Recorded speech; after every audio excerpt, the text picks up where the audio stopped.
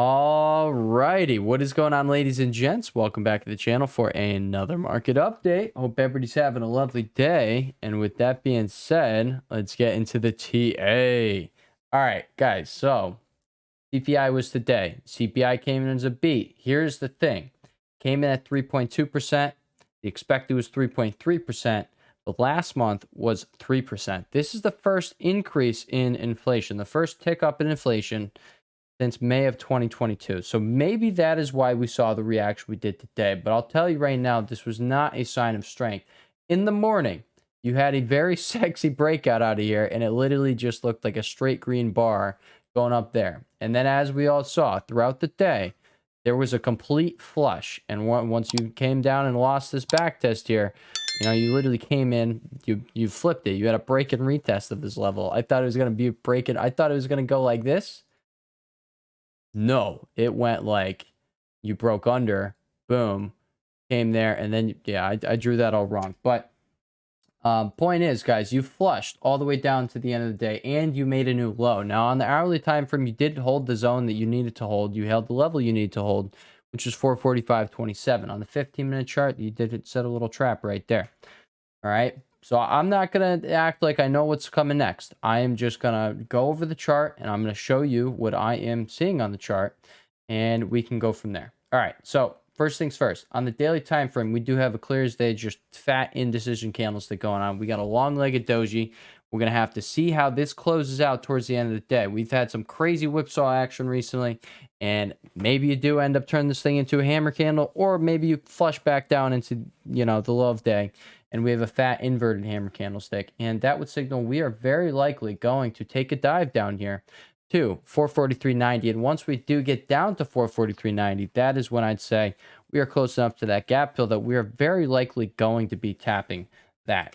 Coming over here to SPX, I do want to point out SPX did end up having having a back test of this candlestick right there. So I don't know why SPY didn't do that and SPX did. I really have no idea why that is how it is. SPY should be the ETF following SPX pretty exactly there, but it's not. Why did SPY not back test? I don't know. But it did happen. Something I will bring up there. But yeah, we are really just going to have to see how this candlestick ends up closing out the day, because right now it's just a big fat indecision candlestick with crazy action. But I do want to point out, this is not a sign of strength. Do this to give a complete fake out, breakout from all of your falling wedge over here on QQQ, over here on ES, over here on NQ, all of them. And then you came back into them and flushed down underneath the lows, which brings me to the next thing I'm going to bring up. I know you guys are getting sick of hearing it, because I'm getting sick of saying it, all right? But this freaking bullish divergence on the on ES and NQ's 4-hour RSI just keeps extending itself, guys. We have 5 points of divergence going on. We got this one, we got that one, 3, 4, 5. We have 5 points of bullish divergence here on the 4-hour RSI. This is bothersome. You know why? Because this literally has not happened. It didn't happen during our bear market. Didn't happen during all of 2023. And yeah, this is just annoying. All right, guys. It has been forming for, let's just look at these dates here. All right. So this has been since, August 3rd over there. So it's been about a week that's been forming. Have we had that happen the whole entire time? No, you have not. All right. Every other time you form these bullish divergences, it's only taken a few days, like half a week at most, I'm seeing. And then you start popping off. So I am going to say, I'm not going to change my tune here. All right. I'm just letting you know. All right. You have 5 points of bullish divergence here. I've been looking at this. I've been using these divergences all throughout the bear market, and I have not even seen something like this. So I do think it's more likely than not that we are very close to a short-term bottom and we start rallying back up. But like I said in the beginning of the video, guys, we did not have a sign of strength coming out of CPI.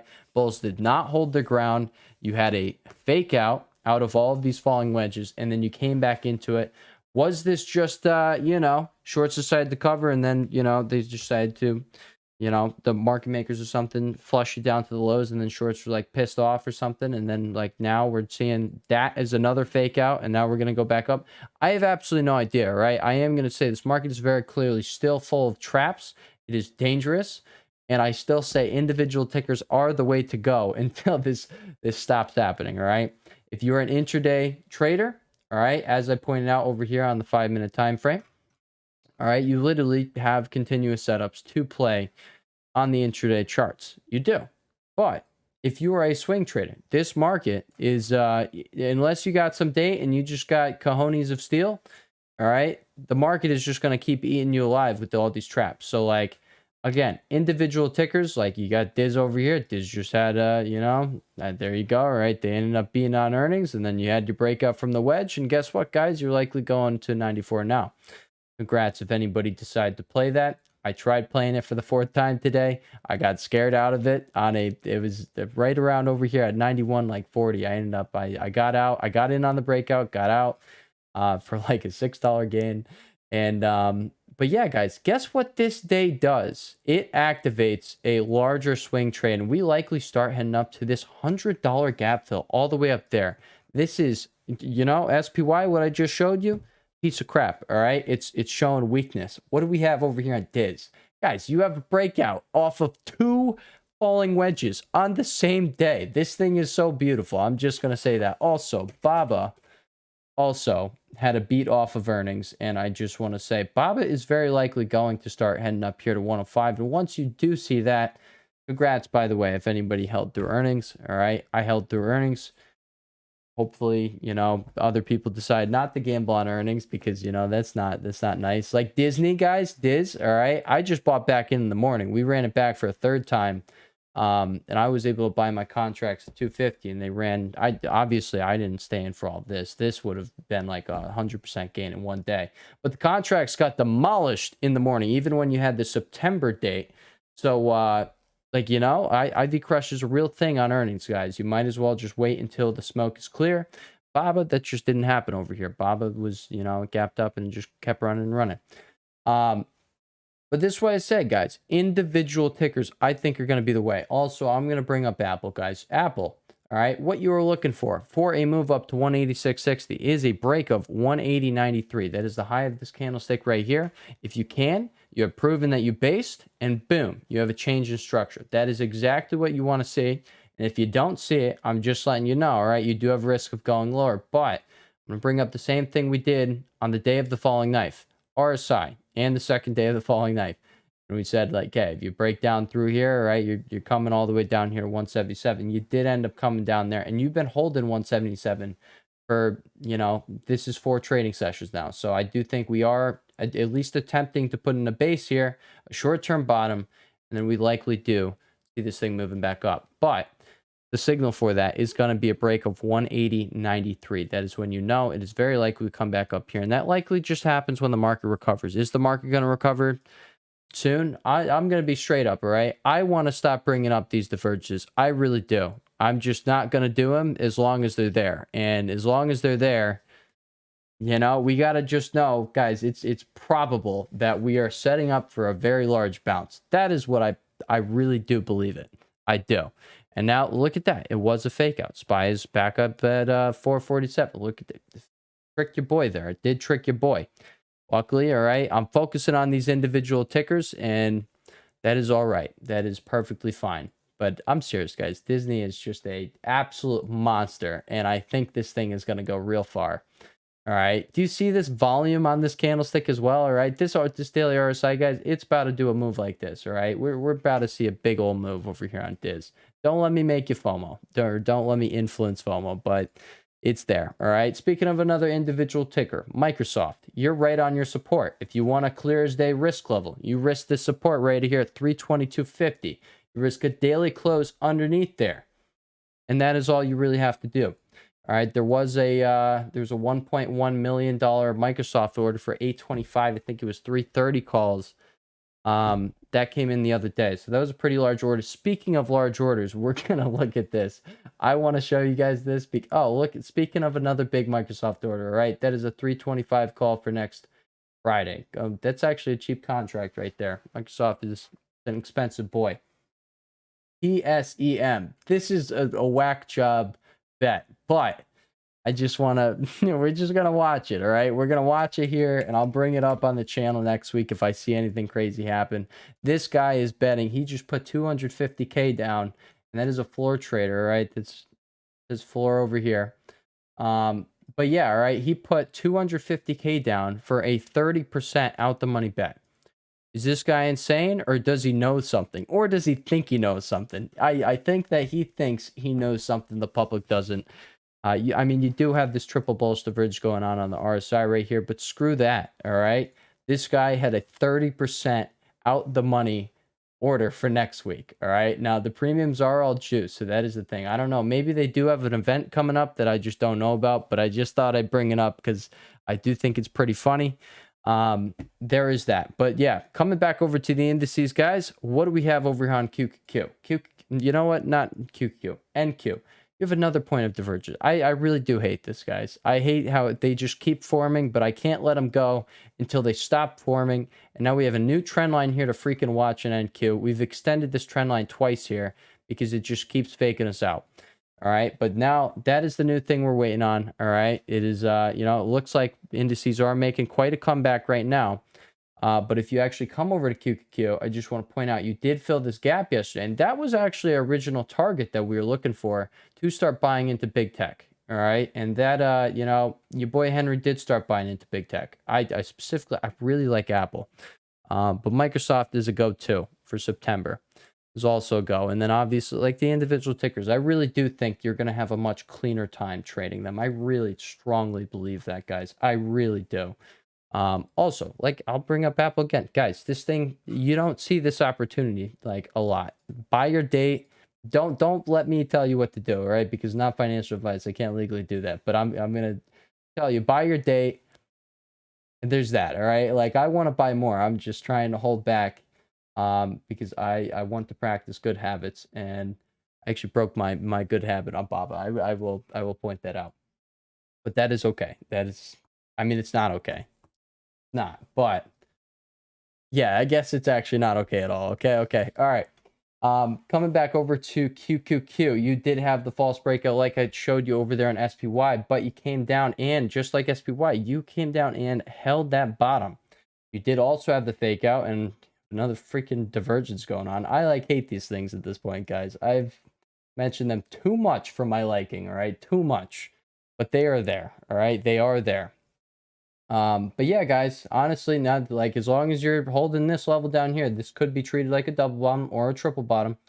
But your neckline is going to be all the way up here now, because that is where you came up to. So it's the high of this candlestick, which is going to be 374.36. We're off by a cent there. Look at that. All right, but that is going to be your neckline. As long as you're above here, you have the door open to 372.45, coming back for a move up there. And if you do break down from here, guys, that is when we will be watching for 363. And if we come over to the daily time frame, let's just take a look at where that is. All right, this is your next support. All right, so like, you didn't really bounce off the support, you bounced off your gap fill, which that's why we use gap fills as our pivot points here on this channel. So, you know, if you're a fan of that, there you go. That is what you're also going to find here. But I'm just going to point out, guys, I'm so sick of this RSI. I really am, guys. I really freaking am. But like, just look at this thing. All right, let's just draw a horizontal line and let's see where we line up with the other times that we bounced this year. You have this going on right here in April. You have this going on here in March. Do you guys remember March when everyone thought the market was going to crash and VIX was doing this thing over here? And you know, I even told you over here. I can't. You know, I'm not bragging about it. I'm just telling you guys. All right, people want to. All the bears want to come out. They all want to come out, and then your boy just takes a look at VIX's RSI and is like, okay, we're going too far too quick. Unless we are actually crashing, we're gonna cool the heck down here. Just like every single other time you get up here without a crash. All right, like, unless you're, you know, 2020, you're not spending a lot of time up here. Every single time you spend days, if that, above that, or you just reverse off of this level over here on the RSI. So it does look like we had that. We had false breakouts all over the place up here. You've been struggling there. Just like you come over here in SPY, and we've just had this tight consolidation in these freaking wedges, and they are driving me crazy at this point, but it is what it is. All right, guys. So I am going to close out the video here. I'm just letting you guys know. I think Microsoft looks good.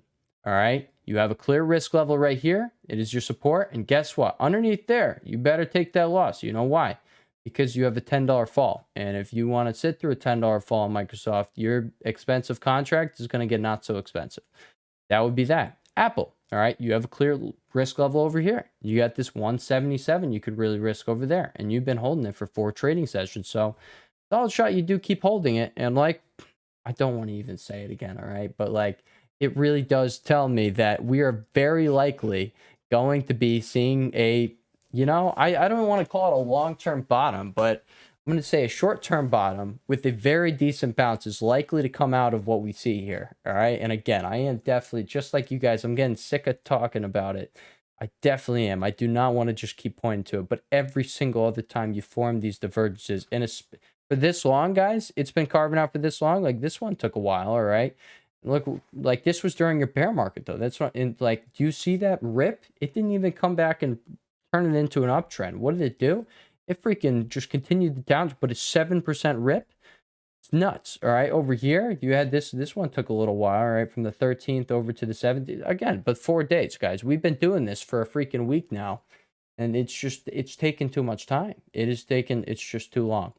But yeah, even during your bear market, guys, you don't spend that much time down here. All right. You get these decent sized pops, and we have not gotten our decent sized pop. I think we're going to get the decent sized pop. I think this is your opportunity. Lowest, I'm not going to say lowest we go. I completely take it back what I was about to start saying, but you break underneath 445.27. Opens the door up to 443.90 to the 442.97 zone we got marked out here in the red.